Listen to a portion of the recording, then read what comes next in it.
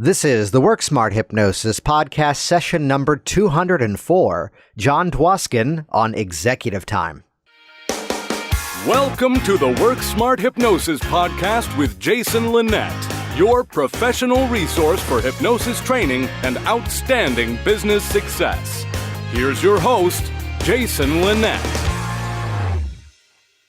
It's business time, and more specifically, it's executive time this week on the program. So I'll give you a little bit in terms of the backstory of exactly how we were able to launch Work Smart Business, the book, how to get it out to such a large audience, how to get all the reviews.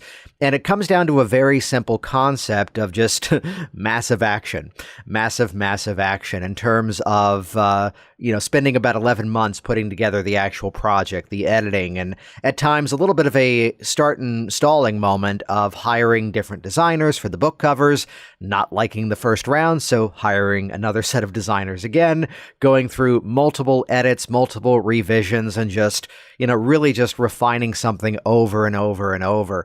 A big part of that, too, was helping to get the message not just out to this specific hypnotic community, but also as well specifically to the business community. So it's where I can share with you that at the time of at least recording this session, we're actually airing this one about 3 weeks from now. At the time of recording this session, I will have also recorded 35 appearances on various business podcasts.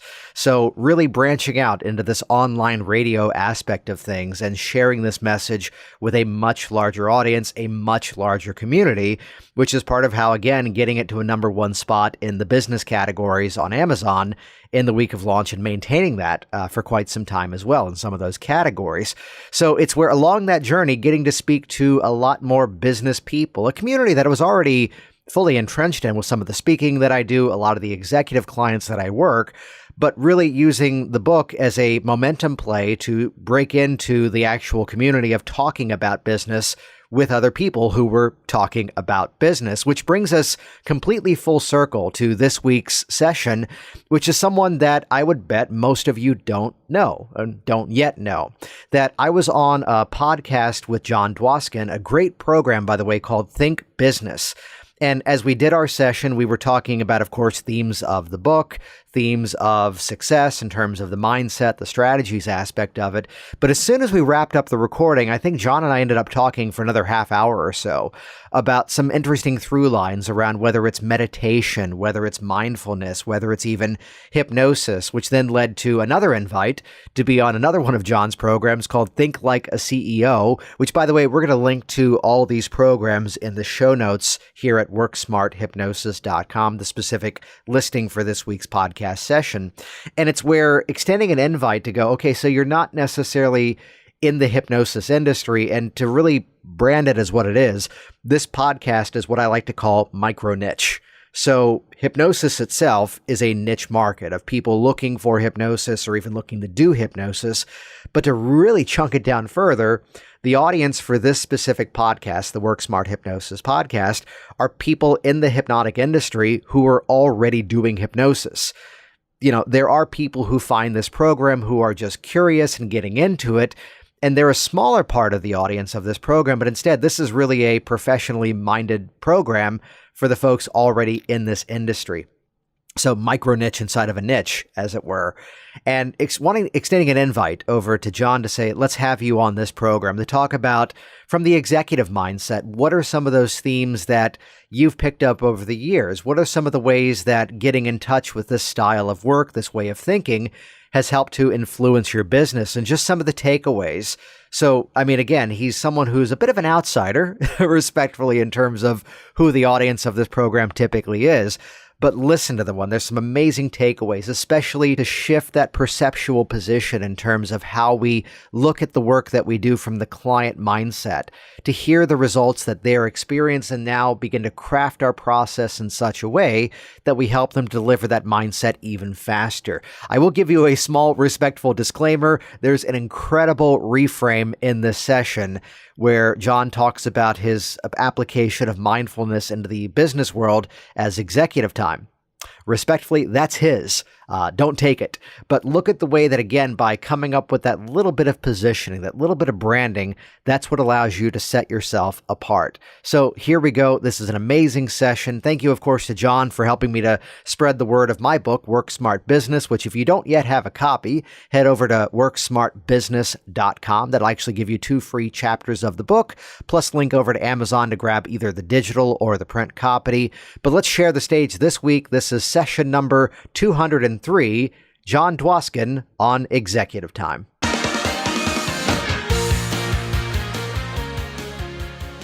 You know, the business story that defines who I am, Jason, is I am a business coach and what I'm doing, I've wanted to do since I was 18.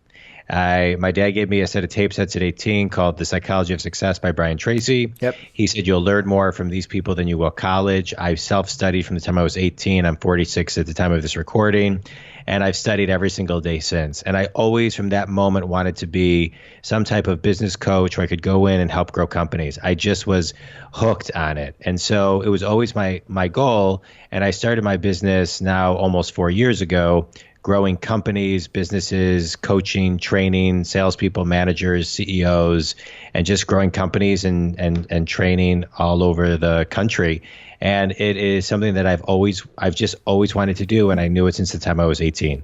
What I love about that is that, yes, while the coaching side of it is kind of relatively young, you were out there actually doing the work before then stepping into that role, as let's politely call it out. There is a community of people in a coaching environment that bought a binder and are reading off a bunch of worksheets, and that's their coaching process. What was that journey for you before deciding to go into the actual coaching? What were you doing in business before then? So when I graduated college, I went to Eastern Michigan University. I double majored in journalism and economics. I graduated in May of 1995, and I started an internet company in my parents' basement with my brother and a buddy of ours. I ran the sales department. I did all the main sales. I grew a sales team. I ran the business planning, et cetera, for my company and the individuals. And then we sold that company to a Silicon Valley company 2 years later. And then I was a partner of that company for 2 years. And then I got into real estate. I was a broker for 6 years selling apartments for a company called Marcus & Millichap, one of the largest investment real estate firms in the country. After 6 years, I was getting restless. I ended up becoming a regional manager / vice president of my office in August of 2008. Then then the market crashed in September of 2008.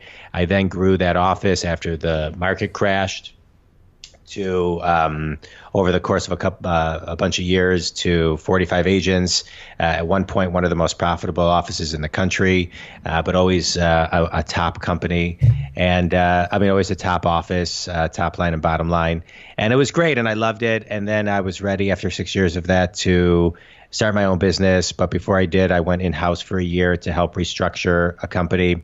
And then I started my own business. And so I had a lot of business experience, and I could apply a lot of the things that I had been learning and teaching myself and through my own personal business coaches in business. So like you said earlier, I'm a business coach that actually has been in business. Yeah.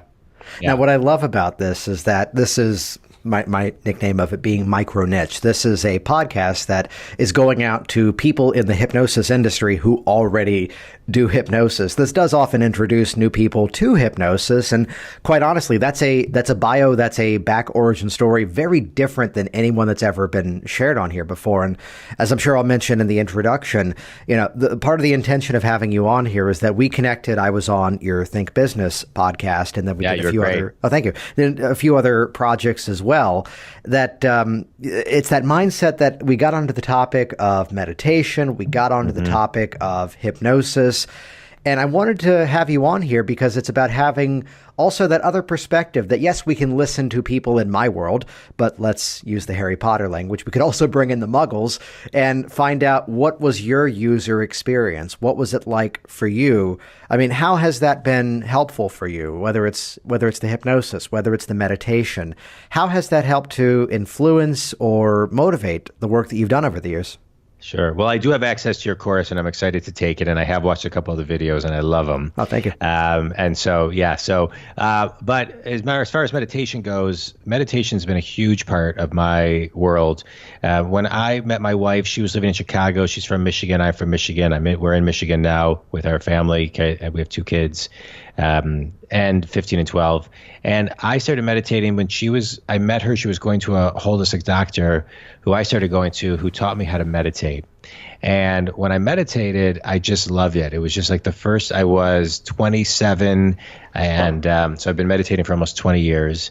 And meditation was amazing for me. It was like almost a vacation for my brain. I guess that's the best way I could describe it. And it was a way for me to really just kind of really relax and teach myself and build the muscle memory to do nothing and to think about nothing and to work through issues and problems. And it was amazing. I mean, it wasn't the end all be all of everything. I mean, I don't believe that it's like, I mean, I was in therapy too, but I was also meditating. I was just really in a healing space of my life, and meditation was a huge component of that. After I learned how to meditate a couple years later, when I was religiously meditating before my wife and I had kids, I was meditating, and I said to my wife, I'll make this a short story. Mm-hmm. I think I have testicular cancer. When I was meditating, my meditations went black, and I just can feel and sense in my body that something's off. Long story short, I had just had a physical 2 months prior. I ended up 2 months later getting a new physical from a new doctor, and I did have testicular cancer.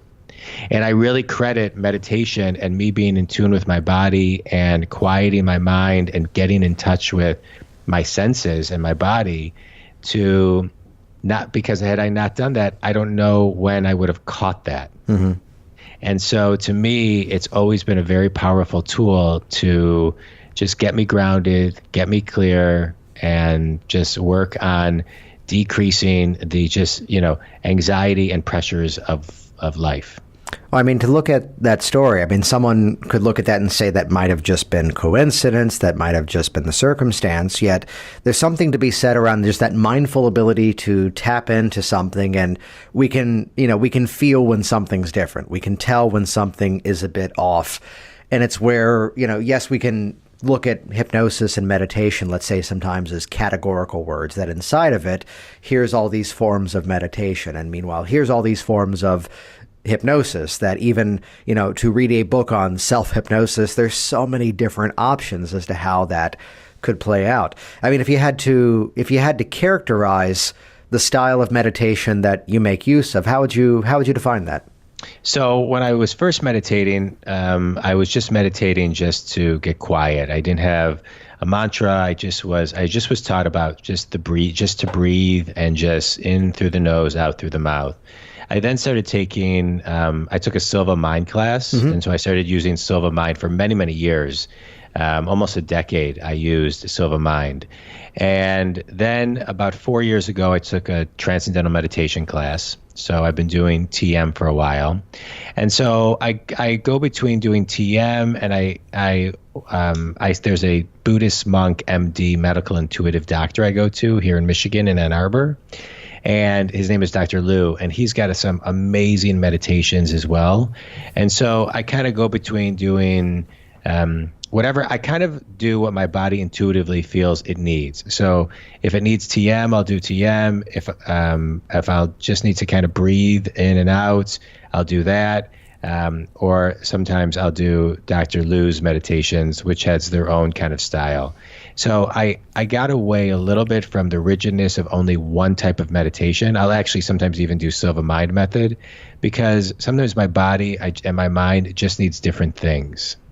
And so I sometimes find myself lately, because I was doing TM for a while religiously, and I just wasn't connecting. I got to a point where I wasn't connecting fully to just the TM. And so I just kind of I meditate daily, but sometimes I change what the meditation form I do. Yeah. What I love about that is that sometimes it is the self-directed, and other times it's the let me just have someone else guide me through this, correct? Yeah, because I just feel like sometimes one of the things with TM, and I love TM, I'm a huge fan of TM, and I'm a promoter of it. But for me, I just knew that I wasn't, sometimes I just wasn't in sync. And sometimes I need somebody to, sometimes I want to hear somebody walk me through a meditation. And sometimes I just need to listen to my gut with it. One way isn't always the way every day, always for me. Yeah, I mean, that flexibility in terms of the different styles, the different approaches. Is there a way that you go about making that decision from one style to another? It just kind of, I meditate in the morning, and a lot of times I'll meditate later in the day if I can. I'm not always as religious later in the day. Sometimes I'll try to do maybe a minute or two if I can, just because my days are hectic. And my nights are hectic with family and such, but I do try to take at least a minute or two. But I just kind of like whenever I sit in this chair that I meditate in, whatever kind of like comes to me is what I do. Yeah. I love that. And sometimes if I'm limited, like a Dr. Lou meditation, he's got an amazing 5-minute meditation. So a lot of times I think, okay, I got 5 minutes, I'll do Dr. Lou's, because the 5 minutes is as powerful as a 20-minute. If I have extra time, then I'll do TM. If I have, sometimes if I have 5-10 minutes, I'll do Silva Mind Method. Anything to just calm my brain. That I try to really just listen to my gut. Mm-hmm. Yeah. So I'm curious to ask you this, though, as a business coach, so working with other people's businesses and their own success, is there a story that comes to mind of working with somebody who perhaps was at some bit of threshold that perhaps either suggesting or politely nudging in the direction of the things we've been talking about served as a solution? Yeah, I'm a big promoter of meditation, and the way I categorize it a lot of times is executive time. Nice. And because and then I turn it into ultimately meditation. But a lot of times when I'm giving talks, so I give a lot of talks and I do a lot of talks and trainings as well as one-on-one coaching. But I'll be in talks or trainings, whether it's for 20 people, 50 people, a couple hundred people, and I'll ask everybody, how many people in this room have taken 2 minutes of how many people in this room take executive time on a daily basis? No one. How many people have taken 2 to 5 minutes in the last, month of executive time to just think about their business? No one. I said, all right, I'm going to start helping you build your muscle to take executive time. And I have everybody put everything away, set a timer, and I have everybody shut their eyes and take quiet time for 2 minutes. And what's amazing is I ask them afterwards, how long does that feel like it took? And they'll say 10 minutes, 5 minutes. And I always say it was only 2 minutes. So you have to nourish yourself, and you have to take care of yourself, and you have to give yourself that 17 minutes a day of daydreaming and time to unplug so you can be sharp and be fueled up for your clients and your family. And so when I do that on that level, whether it's with a client or a group, it is a very, very powerful exercise, because I do other exercises where they're the same amount of time, but they're competitive and they seem really fun. And I say it was the same 2 minutes. So why was one fun and one seemed grueling? Because you got to build your muscle memory. But working out and working hard and generating business, you also have to incorporate quiet time, executive time, do nothing time in your day. What I love about that, and for this audience, there's a beautiful correlation here that Michael Ellner, many years ago, put out a book called Bedside Manners, which hopefully we're recording this and this will actually be launched about a month from now. But hopefully by the time this launches, we'll have a solution to this next statement. That there's a book he put out called Bedside Manners, which we have found the copy of and was not ever widely distributed, and it deserves to be amazingly, where he was going into doctors' offices, and this was part of the networking to get individual clients, but he was talking to the doctors in terms of effective language. A lot of our hypnotic work comes back to effective communication. Mm-hmm. And what was beautiful was that inside of that, you would think he's talking about, talk about pressure rather than pain, talk about comfort rather than discomfort, and the reframing of words. No, most of what he was doing in that book was teaching them a form of mindfulness-based self-hypnosis. Yeah. Giving the doctors the opportunity to have these intentional moments of relaxation throughout the day. So I love that story of that executive time to have that time to themselves to reset for the next phase of life, right? Absolutely. Yeah. Absolutely. Yeah.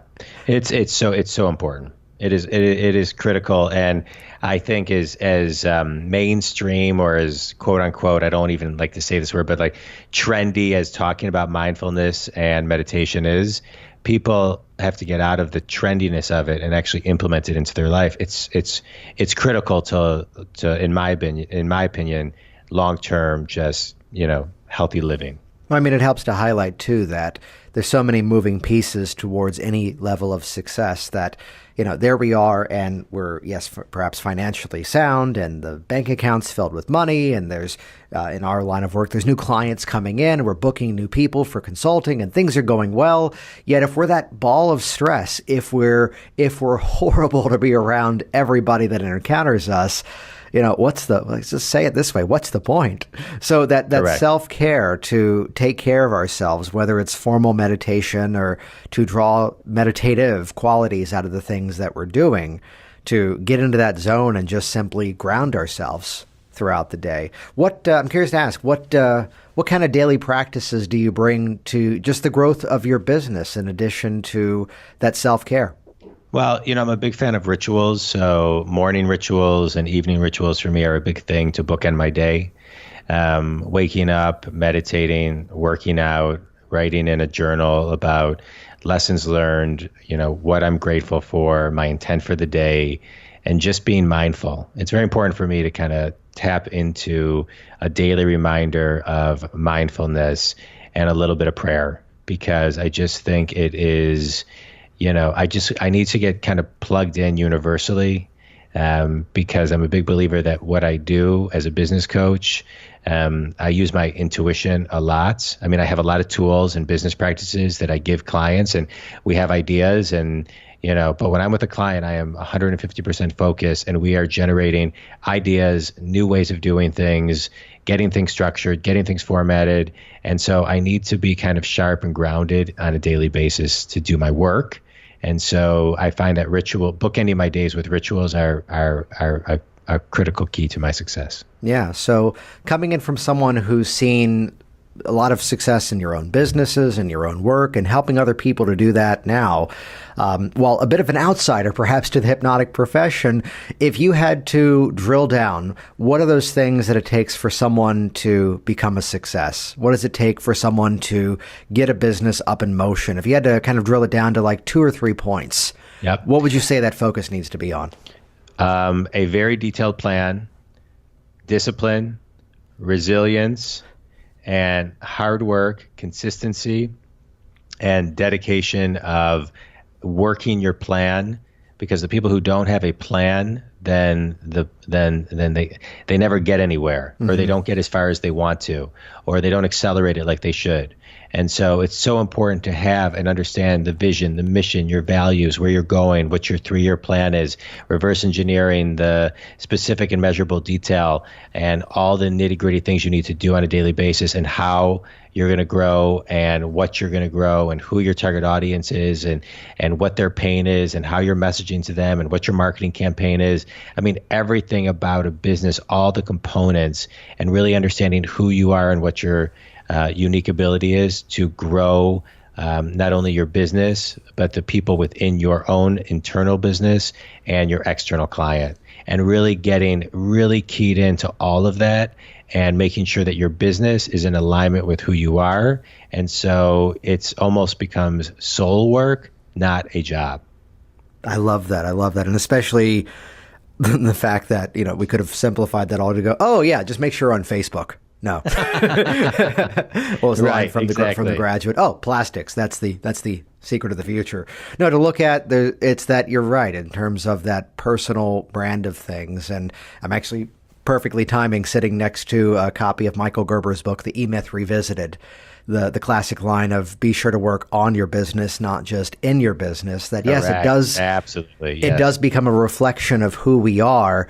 And it was someone in our community I heard say the quote of Tom Nicoli saying, the way you are here is the way you are everywhere else. Mm-hmm. And oftentimes when things are a little bit of a challenge in the personal life, sometimes that creeps over to the business. And then the business is kind of needing some checkpoints, and maybe the personal life is reflecting that too. And making that time for yourself, right? Yeah, absolutely. Absolutely.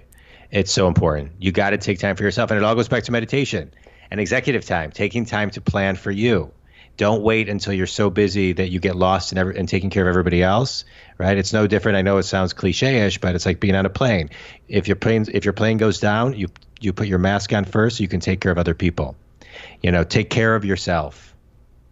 Yeah, I have a share of strategy with that, which is that so often, and of course this audience will be amused that my very anal retentive color-coded calendar, when I do what I'm about to talk about, it's in purple, which is kind of the shading of all things work smart hypnosis. But I have various color codings in my calendar of this is the color for a session, this is the color for a training event, this is the color for my ongoing coaching. But then I just have a segment that's just called block, which is that I'm blocking off my calendar and using that time to do something. So for example, right now, this is a time that's blocked off, yet it's coded in that purple because that way I don't do other things. And it's that ability to reinvest my own time in myself, because otherwise the next training event doesn't happen. Otherwise my book wouldn't have gotten published. Correct. Otherwise I wouldn't have done the things to continue to scale up the business year after year. So sometimes you do have to take that step back and go, what's working? What needs adjustment? What can I change? And what can I do to better myself along the way?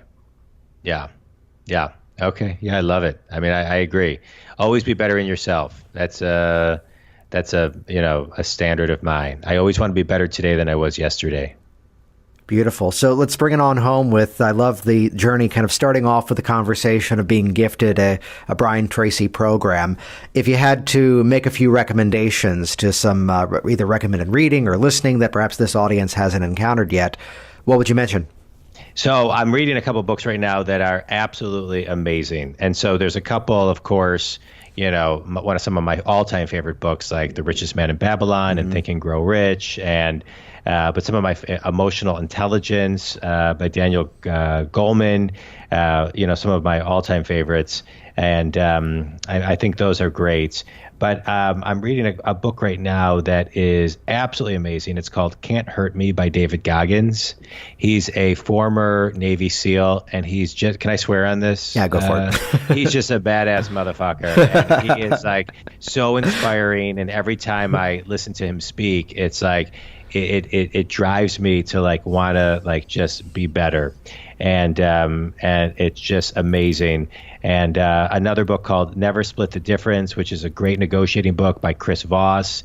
And my daughter is just started reading Becoming by Michelle Obama and told me I had to read it. So I'm reading that book too right now. And it's great because she's just a really amazing person. And, I love how she inspires my daughter and how overwhelmed and inspired my daughter is. So I felt like I needed to read the book so I could hear what is so inspiring for my daughter, which I'm not surprised because I find Michelle Obama an amazingly inspiring person anyway. Yeah. So those are some of my favorites. What I love about this is that the catchphrase of reaching across the aisle, that some of these are not necessarily billed to be business books teaching you strategy in terms of how to get found online and how to convert more people. It's that mindset of reaching outside for that inspiration, which is part of how you were on here today. So where can people track you down online? Oh, I appreciate that. So if they go to jondwoskin.com, JOND as in David, WOSKIN, that's my website. And they can get to my Facebook, my Instagram, my Twitter, my LinkedIn, my mailing list. I do a ton of blogging and writing for some other publications, and blogging on my own and video tips, and I'm an author. I have a book on Amazon, and yada, yada, yada. It can all be found on my website, and they can check it out there. It would be the best. Or anybody can call me directly on my cell phone, 248-535-7796. I return every call by the end of every day, or shoot a text if it's too late that I'll call that person back tomorrow. And that's the best way to get a hold of me. Yeah, and there's the Think Business podcast, which we'll link to that in the show notes as well. And briefly tell everybody about the Think Like a CEO program. Oh, yes. You were a co-host which was great. So I had a blast interviewing you on Think Business. I have a new book coming out. I have a book that was published about a year and a half ago called The Think Big Movement, which is a business book told as a parable. And my new book, How to Think Like a CEO, is coming out at the end of this year. And it's basically get unstuck, shift your mindset, grow your business. And I have a podcast coming out in March, and every Friday there will be 3 2-minute episodes dropped. A 2-minute tip from a past guest. Jason, you're one of them. A 2-minute tip from me, and a 2-minute meditation / executive time where I have co-hosts like you and Rob Dubay and some other people that walk people through some meditations to just help the executives and business people build their muscle of meditation and tapping into more mindfulness. Jason Linett here once again, and as always, thank you so much for sharing this program on your social media streams, for leaving your reviews online, and once again, head over to worksmartbusiness.com, grab your copy of the book, and if you want a live version of the NLP principles of that, join me post-convention HypnoThoughts Live 2019 in Vegas for Neurolinguistic Business. Get all the details online at worksmarthypnosis.com/NLP biz. Thanks so much. See you soon. Thanks for listening to the Work Smart Hypnosis podcast at WorkSmartHypnosis.com. Hey there, it's Jason, and I want you to be one of the first to find out as we upload amazing new content. So do this right now. Click the subscribe button right here on this video. That's going to link you to our YouTube channel here, and you will be the first to find out as new resources and downloads are made available. Do it now.